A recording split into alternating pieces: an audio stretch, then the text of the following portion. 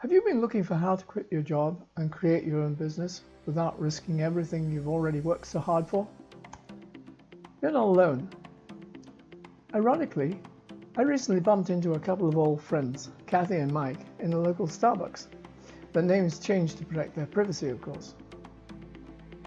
They were having coffee and sharing war stories with each other about life, commutes, idiots everywhere, from traffic to co-workers. I imagine you know exactly what I'm talking about.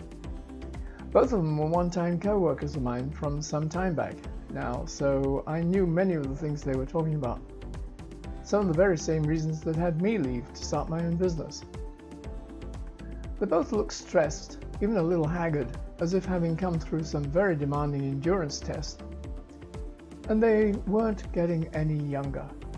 So naturally, after happily greeting them, I asked, "What's going on?"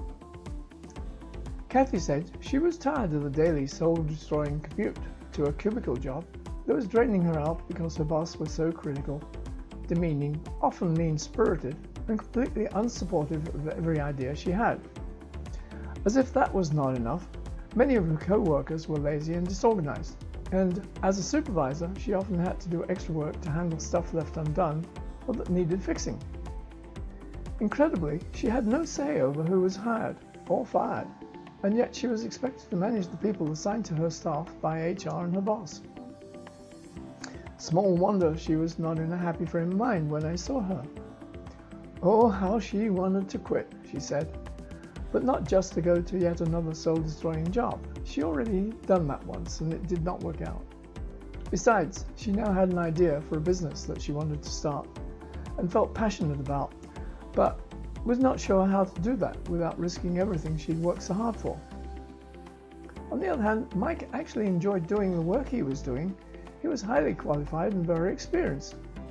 People came to him for advice and guidance in what they were doing, and he liked being recognized by his peers. But, like Kathy, Mike did not enjoy the commute, nor the ever-increasing heavy demands on his time, which frequently now extended well beyond the normal 9 to 5. He'd not even had a pay raise to keep up with what some of the new hires had been getting. Nor did he like wasting time in endless meetings that didn't ever seem to be productive. He also felt that his creativity was being crushed, his scope was being limited. It was clear that Mike knew more about his job and the business than his new boss, someone that had been brought in from outside. And he was not getting the recognition for all the innovative developments he'd contributed towards the company's success. Mike also wanted to quit. He had an idea about what he really wanted to do, but he was anxious about making that kind of move without having a safety net in place. It was great talking with them. We had a good conversation. I offered them some suggestions that they could follow up on to begin planning their next steps towards the freedom and reward they yearned to have, and suggested that we stay in touch so I could help them make the change. As I left them, I was also left wondering how many other people there must be that are in similar situations, wanting almost desperately to quit their job, but equally anxious enough about how to do that without risk, but they hesitate to take that step. Having been there and done that, I know how hard it can be to make that decision, especially so if you have family and other obligations. So this started me wondering and working on a project to better understand what comes up for people who wish they could leave their job, but hesitate to do that. What, I wondered, holds people back from quitting a job that they don't like, even though they really want to follow their passion, or at least feel passionate and fulfilled and rewarded in what they are doing, but yet they stay in a job that they don't enjoy. Have you ever wished to just quit your job? Does either Kathy or Mike's situation seem somewhat familiar to you? So here's my question for you. When it comes to thinking about quitting your job, what's your single biggest challenge or frustration? What's keeping you from taking that step? Would you be willing to share that privately with me?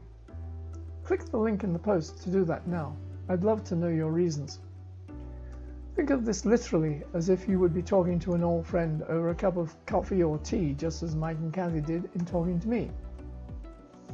In return for your share, I will freely share my feedback with you from the conclusion of this project, if that would be of interest to you. Just make sure I have your email address so I can keep in touch and send that to you. And who knows, maybe the feedback from this project could turn out to be exactly what you need to help you finally take that step to follow your own dream and reach your own goal. If you're serious about wanting to find a solution, serious about getting to do what you really want to be doing instead of doing what someone else wants you to do, this could be it. So go ahead, just click the link in the post to share your answer and tell me what comes up for you, so I can give back something that could be invaluably helpful and useful to you. Thank you. Oh, and by the way, stay connected, and I'll share the progress that Kathy and Mike make as they take the step they are taking to quit their jobs and start doing what they've been wanting to do.